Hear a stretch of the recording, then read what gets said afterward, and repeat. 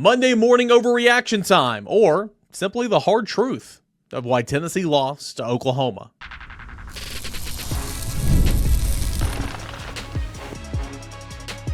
You are Locked On Vols, your daily podcast on the Tennessee Volunteers. Part of the Locked On Podcast Network, your team every day. Good Monday morning, everybody. Welcome into it. Locked On Vols. I am your host, CAIN. We're a part of the Locked On Podcast Network, where it is your team every single day. In today's episode, it's going to be a good one.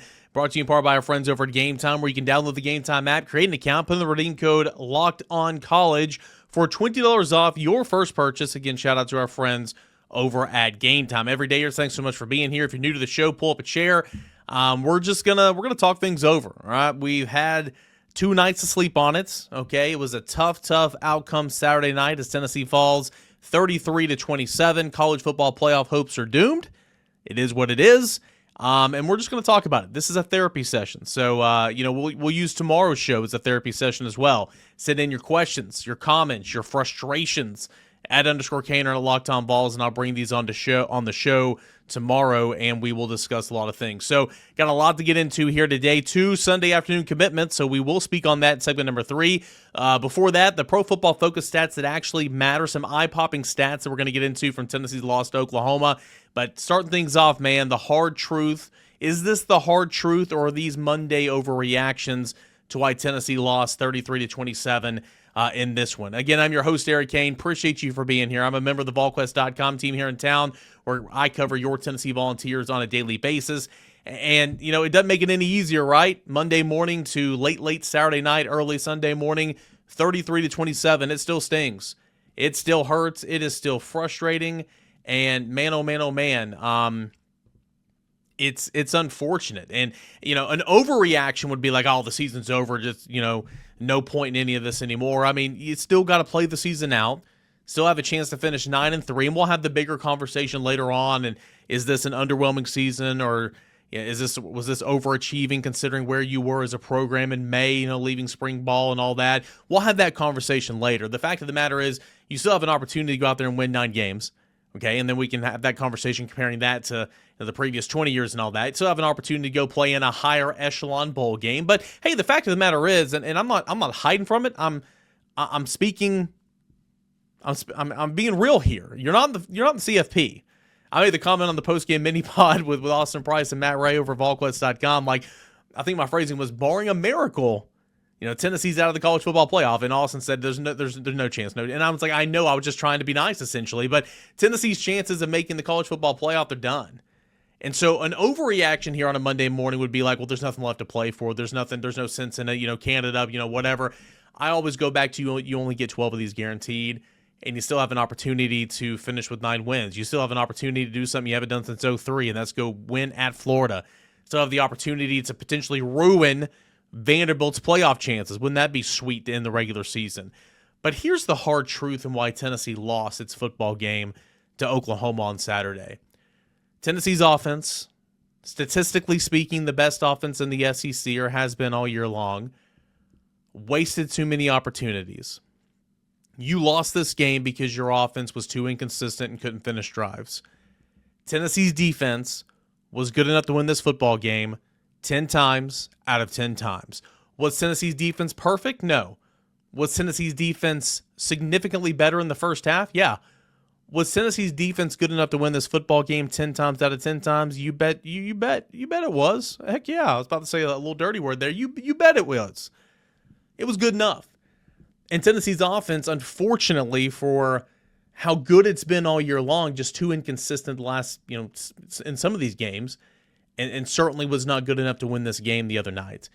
Joey Aguilar has been such a great story, still one of the best stories in all of college football, in my opinion. And gosh, man, he was still 7 yards away from 400 yards passing. He's single-handedly, in my opinion, keeping you in a lot of these games, putting you in position to win a lot of these games, and winning you a lot of these games. And he did that against Oklahoma as well. Unfortunately, those 2 interceptions were horrible. Horrible. That strip sack fumble recovery for a touchdown, not on Joey Aguilar. I mean, unless he was supposed to call a protection or something. There was clearly a miscommunication on the right side between David Sanders and Jesse Perry, the right guard. The guy came off completely free. didn't even get a hand on him, and he crushed Aguilar. Strip sack fumble, 71 yards to the house. I mean, unless there was supposed to be a protection scheme called by the quarterback, I'm not putting that on Joey. His 2 interceptions, though, one was a really good play. Good disguise by Brent Venables in that safety, and Aguilar even talked about that. I think his exact words were, "They got me on that one after the game." And try tip your cap. That was a good play. The safety rolled down, one free high safety over the top. It was the backside safety. He just floated over, and he took that football out of the hands of the would-be intended receiver. The other one, man, it was right before the half. What a horrible throw. He was getting pressure, I hear you, but what a horrible throw, man. And Tennessee just did not win the middle 8. Essentially, it did come out and, get a stop and go down there and score, and that was great. But Tennessee didn't win the middle 8 because you could have punched it in there at the halftime break. Instead, Oklahoma stole 6 points there at the end of the half. And that's just unfortunate. Tennessee's defense, let's see, Oklahoma scored 26 offensive points. Half of those were from field goals. 3 of those field goals were from 50 yards or more. Goodness gracious, man. That kicker was phenomenal. The 3 first half turnovers were just way too much. Way too much, man. Just way too much. Tennessee was also not good on sudden change. Tennessee did score a touchdown late in the fourth quarter to cut it within 2 points off an Edwin Spillman interception. So that was great to see. Great pass breakup by Ty Redmond. But when you had the Idris Farouk, and I thought Spillman and Idris Farouk played their tails off. When you had the Idris Farouk punching the football loose, what a fantastic football play. Tennessee goes 3 and out. 3 and out, and has to punt. And then Tennessee on its next possession, went 3 and out and, came up short on a 4th down, or came up short on a 3rd down when it was 12 personnel trying to sweep with Joey Aguilar. They tied the football game in Mississippi State with that play. Unfortunately, those Mississippi State defenders are not as good as the Oklahoma defenders, who are so fast, close holes in a hurry, closing speed in the secondary. You saw it all night long. So the sudden change off that Idris Farouk forced fumble, man, how unfortunate was that? I mean, just really, really bad. Here's my opinion on a critical play in this football game that I think a lot of people are going to disagree with me on this, and that's fine. I said this a little bit in the post-game show Saturday night. The 4th and 1 call to throw it to Jack Van Dorselaer, don't care. I have no issue with it. Wasting some time only to call a timeout before that play, sure, that's a conversation. But the play itself on 4th and 1, I have no issue with it. It does put Nathan Robinson, who was in on the jumbo set as tight end, in a pass-blocking situation. Let's not forget he's a defensive lineman. His end kind of chipped Jack Van Dorselaer a little bit. But we put all that aside. At the end of the day, Van Dorselaer was in the flat, at the marker, and the ball hit him in the face mask. It messed up the timing, tip your cap to the defensive end, but the play was there to be had. And I think Jack Van Dorselaer is going to be a good player. I'm excited to see his future. I think he's going to be a good one for Tennessee. It's unfortunate that play didn't go his way, just like the kick for Max Gilbert didn't go his way in the first half as well. We can point to so many different plays in this football game. The picks, the strip sack fumble, that 4th and 1 call, the missed field goal, allowing the only gash on the ground that you allowed in the traditional run game all game long, coming in that, played there at the very end. I mean, we can point and we can have this conversation all day long, but fact of the matter is Tennessee had a lot of explosive plays through the air with its receivers with Aguilar, and that was great to see. Tennessee gave up on the ground game in the second half. I don't quite understand that. But the first half turnovers are the reason Tennessee lost this game. Tennessee's defense was good enough to win this game 10 times out of 10 times. I have no issue with the 4th and 1 call with Heupel. I have an issue with wasting time before that, but I have no issue because at the end of the day, after all that, he was in position to make the first down catch. And I just hate that Tennessee wasted this defensive effort, because this defensive effort was a good one. So when you have all those things, I'm going to read you something that Brent Hubbs put in his 10 things I think from Sunday afternoon, and it was really, really impressive. So I'm going to give props to Brent Hubbs on this, if you'll allow me just to try to find it real quick as I talk around a little bit here. All right, here we go. The first half alone Tennessee dominated. I'm not telling you anything you don't already know. Tennessee dominated the first half alone and went into the halftime break trailing 16-10. No excuse for that. You want to know why? Listen to this. Tennessee gave up 99 yards, gained 255 yards, committed only 2 penalties, 3 in the game, nearly doubled Oklahoma's time of possession, which never happens under Josh Heupel, converted 6 third downs on 8 tries, allowed only 1 third down conversion on 5 tries. Tennessee had 17 first downs. Oklahoma had just 5, yet the Sooners led 16-10 at the break. Do you want to know how hard that is to accomplish? When does that happen? Tennessee had this game. Tennessee's biggest opponent is Tennessee, and it's been that way against Georgia. It was that way at times against Alabama. I'm going to give Alabama credit. Alabama won that football game. So did Georgia. But Tennessee's biggest opponent this year has been none other than the Power T itself and the Big Orange. It just can't get out of its own way. And that's the hard truth. That's not an overreaction. An overreaction is saying the season's over, pack it up, who cares? That's an overreaction. The hard truth here is that Tennessee is its own biggest threat. And you saw that at home on such a gorgeous night. Fantastic experience. The environment was incredible. Oklahoma fans in the comments section on Saturday Night's show saying, like, I know the game didn't go your way. What an experience. I can't wait to go back to Neyland Stadium. I mean, I'm sure they got the win, but just the experience and the show. And it's wasted because Tennessee lost, and ultimately its college football playoff hopes and aspirations are done. So frustrating. That this is kind of my therapy session. Now, @_Cainer at Locked On Vols, send me yours. We'll talk about them on a mailbag show on a Talk to Me Tuesday segment that's coming up on tomorrow's Locked On Vols. So we'll continue to look at this game. We're getting in the weeds here. Pro Football Focus, some of the stats that actually matter. That's coming up next as we continue on here. This is your Monday morning Locked On Vols. Stay tuned. College football's back. Couldn't be more excited, even if there's only 3 games left in the season and the regular season. The tailgates, the rivalries, the energy in the stands, there's just nothing like it. But let's be real. Actually getting tickets can feel like more of a battle than the game itself. Endless queues, hidden fees, prices jumping at checkout. That's why I use Game Time. It's the app that gives the advantage back to the fans. It's the easiest way to score last-minute tickets at the lowest price with no surprise fees. What you see is what you pay for. I pulled up the Game Time app, and in just a few taps, I saw amazing deals. I'm talking about your favorite college football games for as low as $25. The app made it super simple. I could even see the exact view of my seats before purchasing the ticket. Plus zone deals too. I picked the section. Game Time picks the seats, and we all save a whole lot of money. So take the guesswork out of buying college football tickets with Game Time. Download the Game Time app, create an account, put in the redeem code LOCKEDONCollege for $20 off your first purchase. Terms apply. Put in that promo code LOCKEDONCollege for $20 off. Swipe, tap, ticket, go. Download the Game Time app today.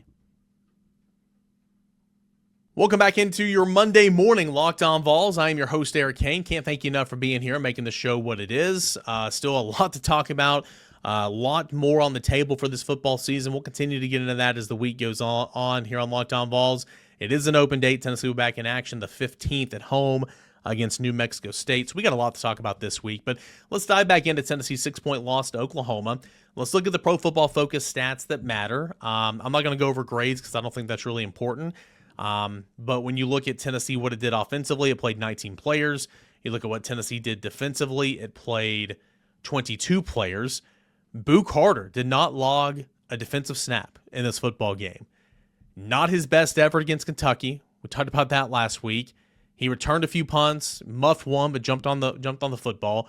Boo Carter did not play a defensive snap in this football game. I found that very, very interesting.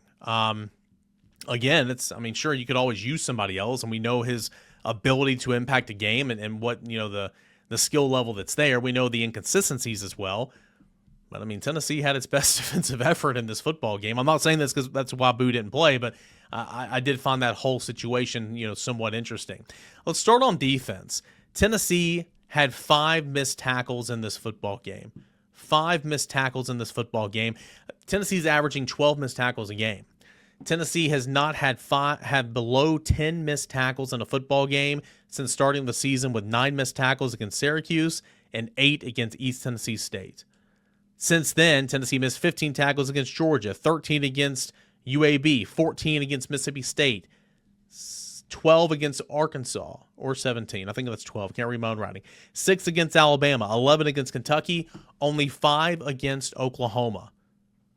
You take that. Heck yeah, you take that. That's That's awesome, man. I mean, that's really, really good. Let's look at some of the coverage grades or coverage matchups essentially for Tennessee secondary. Ty Redmond, who I thought played a really, really good football game. He impressed me. A couple big-time pass breakups, man. Felt like he was playing aggressive. He was playing with some confidence, and that's great to see because he's going to be a good player. He was targeted 7 times, gave up 4 receptions for 49 yards, no touchdowns. He had 2 pass breakups. Colton Hood, targeted 4 times, gave up 3 receptions for just 21 yards, no touchdowns. He had a pass breakup as well. You look at Arion Carter, who, man, I thought Arion Carter, for his lack of mobility, he's got double turf toe, gutted it through, tried to play as much as he could. I thought he made a fantastic play on a shallow drag, 3rd and short, and he made the tackle in front of the sticks. What a play there. I believe that was in the second quarter by Arion Carter. He gave up 2 receptions, 2 targets, only 6 yards, so you take that every day of the week.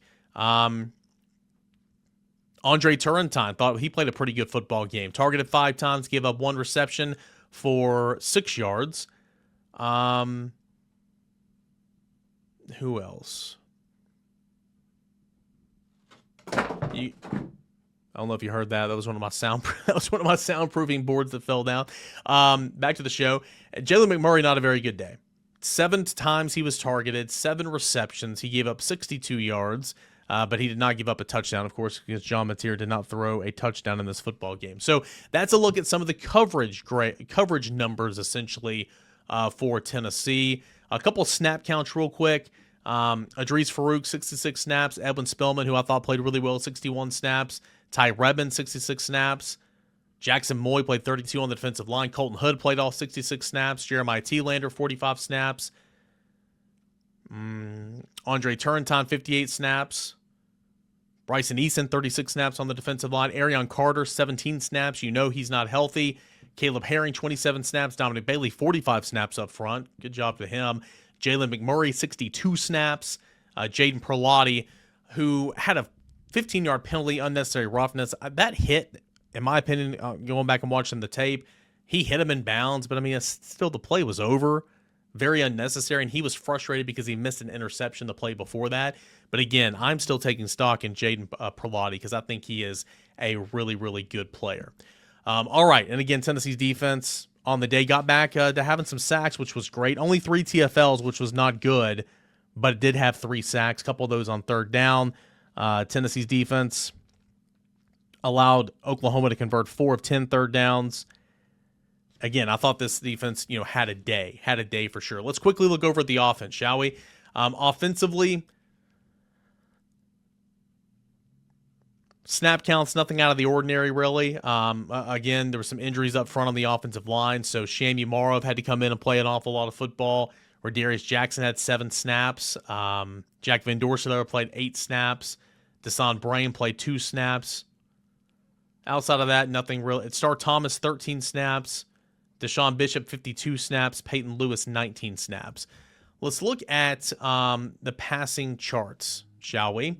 This one's always interesting in my opinion. So Aguilar was 7 for 7 on passes 20 yards or more down the field against Kentucky. What a difference a week makes. Unfortunately, this go around, he was only 3 of 10 for passes 20 yards or more down the field, 1 touchdown, 2 interceptions. Obviously, Oklahoma's secondary, a lot better. And, of course, those safeties were playing games with Aguilar in this one. So deep passes down the field, only 3 of 10, completing 30%, 2 interceptions, 1 touchdown. And he had 82 yards on such plays. I found this pretty interesting. So Aguilar was kept clean 67% of his dropbacks. 52 dropbacks in this game, kept clean 67% of it, according to Pro Football Focus. He was under pressure 32% of the time. He was blitzed 61% of the time. He was not blitzed 38% of the time. When he was under pressure, Aguilar went 7 for 12, 111 yards, 1 touchdown, 2 interceptions. So clearly the pressure got to him. When he was blitzed, he was 10 for 17, 3 touchdowns, 1 interception. But again, it's not just because you're blitzing doesn't mean you're under pressure. When he was under pressure, his numbers really dipped in this football game. And Oklahoma's defense, as I mentioned, Really, really good. Let's look at John Mateer, and I found this stat really interesting. Tennessee blitz, according to Pro Football Focus, on 35 dropbacks for John Mateer, Tennessee blitzed him 57% of the time. 57% of the time. He was 2 for 7 when he was under pressure with an interception, 6 yards interception. So clearly he was ineffective when Tennessee got back there. When he was kept clean, he was 17 to 22 for 153 yards. Still, his numbers, he did good on the run on the ground game, but through the air, he didn't do an awful lot. 20 yards or more down the field, he was 1 of 3 for 25 yards, and that's kind of all she wrote in that regard. So, anyway, I think I got everything in terms of the Pro Football Focus stuff that I wanted to look at. Yeah, so I hope you found some of those notes interesting. I know I always do, and I think Pro Football Focus does a good job of kind of breaking down some of that. So that's a look at this football game. Again, at the end of the day, as we kind of close the book before looking ahead at recruiting, we close the book here on this show at least. Again, Tennessee wins in most of the statistical categories. Outgained Oklahoma 393 outgained Oklahoma 456 to 351. Through the air, 393 to only 159. Oklahoma dominated on the ground game, and John Mateer was a part of that. 192 to only 63 yards. 63 yards, the second fewest of the Heupel era, by the way. Tennessee can't be one-dimensional. Even though Aguilar is good, you can't just put it all on his shoulders. Tennessee barely lost the time of possession. And remember, Tennessee's never going to win the time of possession. Hardly ever. I think he's only won that like 2 or 3 times throughout his tenure, that being Josh Heupel.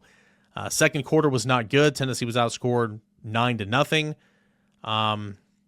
But again, Tennessee's defense played well. The offense wasted the opportunities, and that's kind of where we are. So we'll continue the conversation. We'll talk about what's next, what this year looks like to play out, all that stuff coming up as the week goes along. Don't forget to send in your questions, comments, concerns for the Talk to Me Tuesday segment. That's tomorrow on Locked On Vols. Let's talk a little bit about 2 commits that Tennessee got Sunday afternoon. One for the 2026 class and one for the 27 class. That's coming up next right here on Locked On Vols. The NBA is back. There's no better place to get in on all the action than over at FanDuel, the official sports betting partner of the NBA. Even if you miss the start of a game or want to ride the hot hand, FanDuel has live bets on everything from who will score next to fourth quarter comebacks. Plus, you can even combine your live bets into a same-game parlay for a shot at a bigger payout. It keeps every single game more exciting, especially when your team's making that late game push. So for right now, new customers, listen to this, FanDuel is offering new customers $300 in bonus bets when your first $5 bet wins. I'm going to say that one more time. New customers at FanDuel, $300 in bonus bets when your first $5 bet wins. So head on over to FanDuel.com to sign up, play your game with FanDuel, the official sports betting partner of the NBA. That's FanDuel Sportsbook. All right, we got a final segment left here this Monday morning. Locked On Vols. Yeah, this weekend was rough. Tennessee lost. It was frustrating in the way that it lost. But some good news, at least on the recruiting front. Tennessee did pick up a pair of commits on Sunday afternoon. It was a big recruiting weekend. Tennessee had several guys on campus, and 2 of them decided to commit to the Big Orange. One of which flipping from Cal to Tennessee. He is a tight end for the 2026 class, and his name is LUCA WOLF. LUCA WOLF's interesting, right? So LUCA WOLF is currently playing with and being with the NFL Academy in London. If you remember, Tennessee got Emmanuel Okoye with the NFL Academy in London as well. LUCA WOLF, a tight end, 6'5", 250 pounds. He's been committed to Cal for about 3 or 4 months. Flipped his commitment to the University of Tennessee Sunday afternoon, right before he made the trek back home. Or back to his NFL Academy. He's, not highly rated. These guys will never be highly rated coming from the NFL Academy for the most part. 3-star athletes. And, I think according to the Rivals industry rankings, he's like the 83rd tight end in the class.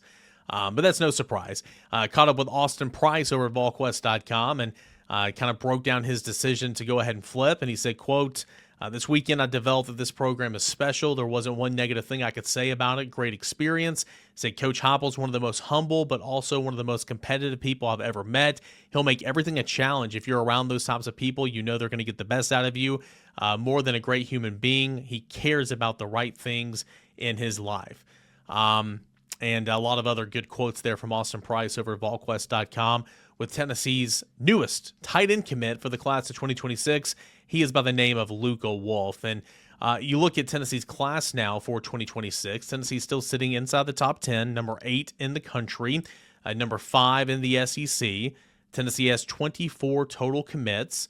And those commits, again, we haven't talked recruiting in a while because we don't talk a lot of recruiting during the season here on Locked On Vols, but still pretty top-heavy, especially with some of these guys like Tristan Keys, a 5-star, Faison Brandon, a 5-star quarterback, Celeste Moa, 4-star athlete, Joel Wyatt, 4-star athlete, TJ White, 4-star linebacker, Braden Rouse, 4-star linebacker, Gabriel Ascenda, 4-star offensive tackle, that is a mountain, Hezekiah Harris, 4-star edge, that flipped from Auburn a couple months ago. He's a 4-star at the edge position. Tyreek King from Knoxville Catholic, 4-star wide receiver. Kamari Blair, 4-star offensive tackle. Zach Groves, 4-star edge. Darion Albert, 4-star defensive lineman. 4-star Zayden Anderson from Greenville High School, an athlete. Legend Bay, who was on a visit, I don't know, I guess he was an unofficial visit, to Ohio State this past weekend. 4-star wide receiver out of Texas. Kedrick Golston II, 3-star edge player out of Virginia. Darrell Rivers, 3-star defensive lineman. Joel Combe, 3-star defensive back. Luke Thompson, 3-star defensive back. KJ McClain, 3-star defensive back. Safety.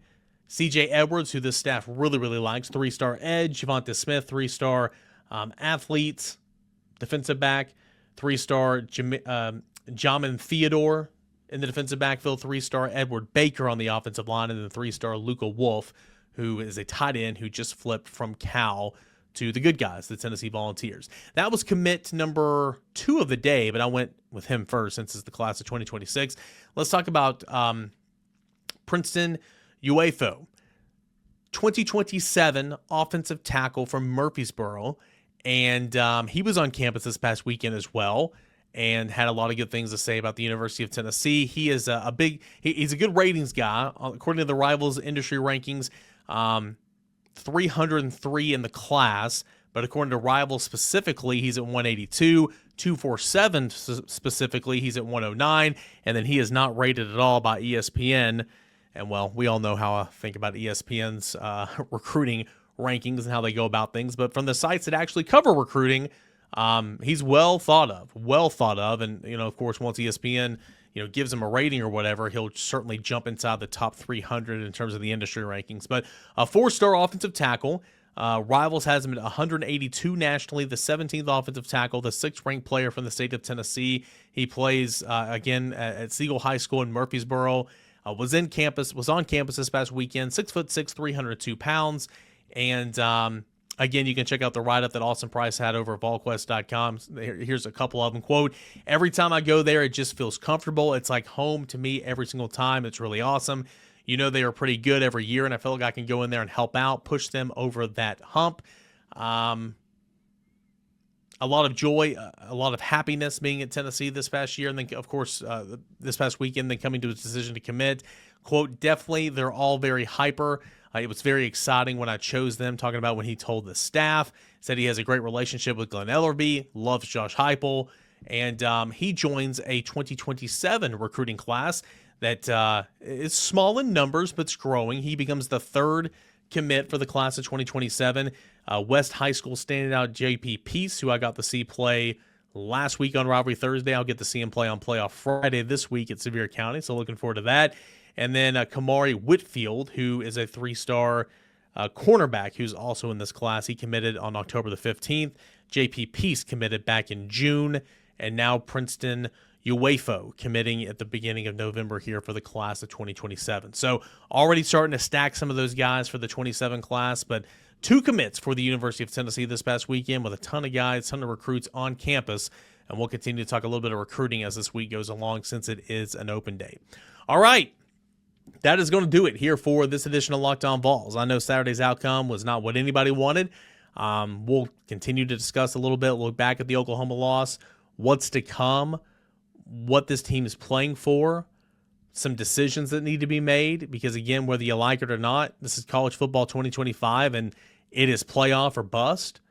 Since Tennessee's not in the playoff picture anymore, what does this team look like? Should you make a move to play a lot of younger guys? How important is it to get to 9 wins? To play spoiler for a team like Vanderbilt? A lot of things we're going to discuss this week, all right? But plenty more. The content is not going anywhere. There is still football to be played this season. Let's remember that, because we're dying for football in February, March, and every other month of the offseason. And no better place to get all the news and notes and a little bit of entertainment than right here on Locked On Vols. Tomorrow's show, we'll continue to dive into a lot of these things. We'll have Ward Wednesday coming up on Wednesday. Throwback Thursday is going to make an appearance again here on Locked On Vols with Noah Taylor. That's on Thursday. Boogie, we'll talk to him on Friday as well. Busy week coming up, so go ahead and stay locked in to Locked On right here. This is Locked On Vols.